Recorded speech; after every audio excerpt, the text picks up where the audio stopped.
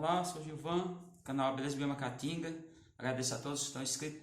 Pessoal, muitas pessoas vêm questionando e ligam para mim, falam às vezes no próprio canal, deixam as mensagens, mas principalmente ligam através do WhatsApp, querendo saber sobre algumas questões, que é a questão do criação de abelha. Eu posso ter só uma colônia? Pode, mas não é tão interessante. E vamos ter um cuidado na interpretação de alguns conceitos, alguns estudos que estão na literatura científica, porque parte se aplica e outras não. E isso não é geral, não é para todas as espécies. Então, a pergunta que tem feito, eu posso ter só uma abelha? Pode ter só uma colônia, mas não é interessante. Interessa você possuir pelo menos duas. Eu vou pegar aqui como exemplo, para a gente ter aqui uma referência, essas colônias aqui, essas duas caixas. Essas foram as minhas primeiras caixas que eu fiz. Eu fiz essas caixas no dia, se não me engano, dia 13 de agosto de 2012. Feita de emburana, no tronco de emburana achado no chão. O rapaz cerrou para mim, não cerrou nem tão legal. Eu fiz essa caixa era baixinha, fiz essa outra também era baixinha. Essa aqui eu já aumentei, só para a gente ter uma ideia. Comparando o tamanho delas. E aí, eu retirei de uma derrubada, aqui o tamanho, tanto que eu avancei com essa caixa. A caixa era esse tamanho. Eu povoei, tirei essas duas colônias da saída, foram queimadas algumas na localidade, que é na Goiabira 2, na área de Salito, pertence a Juazeiro da Bahia. Então, essa aqui foi bem. Por falta de domínio de manejo na época, 2012, eu estava muito no campo da teoria, eu perdi essa aqui. Só em 2014 eu consegui repovoar. Então, vamos entender. Eu ficava com medo de pegar um disco de crioulo da época dessa colônia e tentar fazer outra colônia. Aí quando eu adquiri outras colônias, aí foi que eu repovoei essa colônia, que eu transformei numa matriz. Ela está até pequena, posso avançar. Então qual é o perigo desse? Se você só tem uma colônia, hoje virou um conceito popular, se você tem uma abelha, você não tem nenhuma. Se você tem duas, tem uma. É assim que o pessoal tem tratado, por conta dessa questão. Vamos entender algumas coisas que o pessoal ainda não tem entendido. A questão da consanguinidade.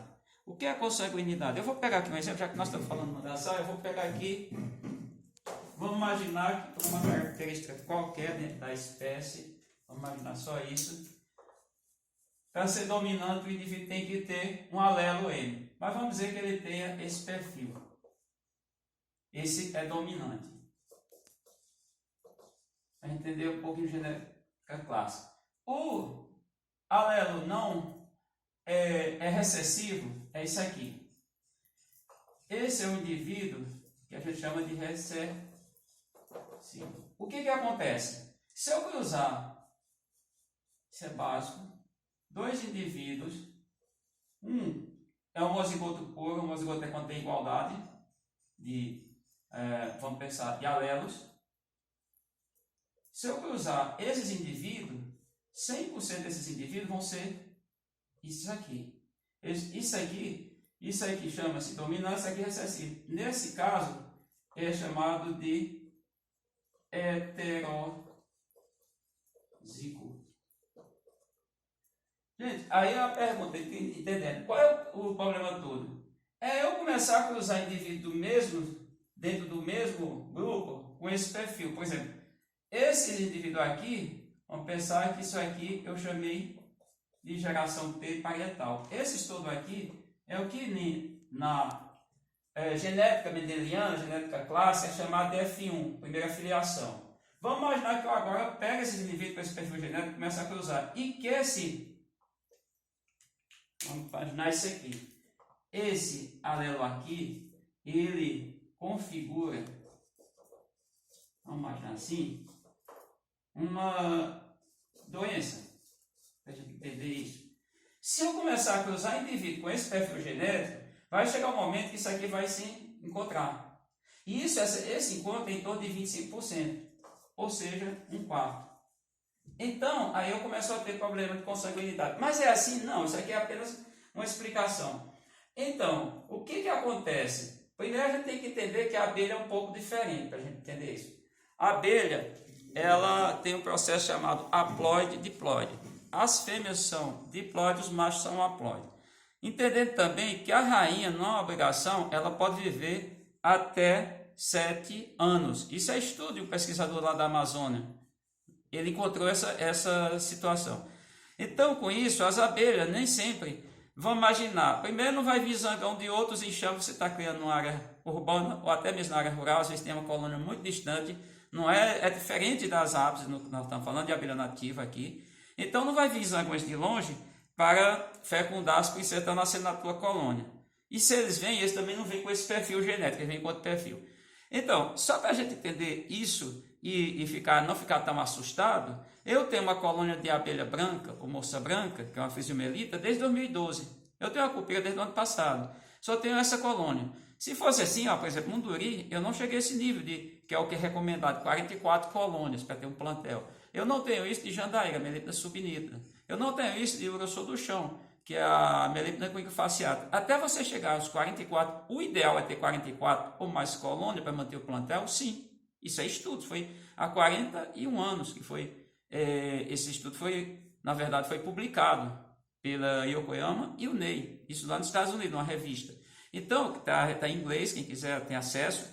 Mas assim, para não ficar tão assustado, eu tenho uma colônia, eu tenho 2 colônias, eu só tenho 10 colônias, eu vou perder minhas abelhas? Não, não é bem assim. Agora, isso já é também até do senso popular, as pessoas têm um cuidado. O que é que eu tenho que ter cuidado?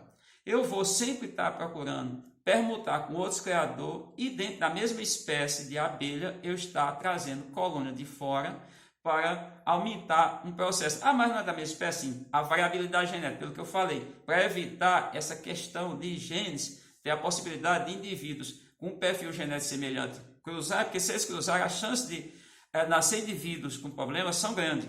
Tá? Só que a abelha é menor pelo processo que eu te falei, que é o processo haploidia-diploidia. Esse processo que, no caso, é parternogênese, o termo usual, porque parto no virgem, os machos eles não são fecundados, não são ovos fecundados, e quem fecunda a abelha é fecundada uma vez, mas ela mantém uma reserva espermatozoide, ela vai da bolsa espermateca, essas são as rainhas, e quando ela vai fazer a postura, se esse ovo for fecundado, nasce fêmea. Caso contrário, nasce zangão, macho.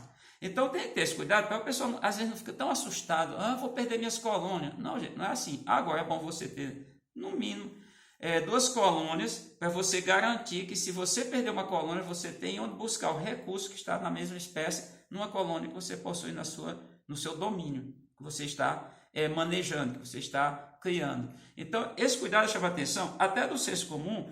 O que acontecia no passado, quando acontece até hoje, ninguém sabe. Vou pegar um exemplo clássico, o Brasil é um dos maiores criadores do mundo, gado bovino. O que a pessoa faz? Ela tem um reprodutor, mas ela não fica cruzando esse animal, vamos pensar o touro, com as filhas, neta, irmã, etc. O que ele faz? Ele busca na propriedade do vizinho o reprodutor para ficar. E também esse animal, quando chega a um certo tempo de idade, ele troca, permuta, vende, abate para não...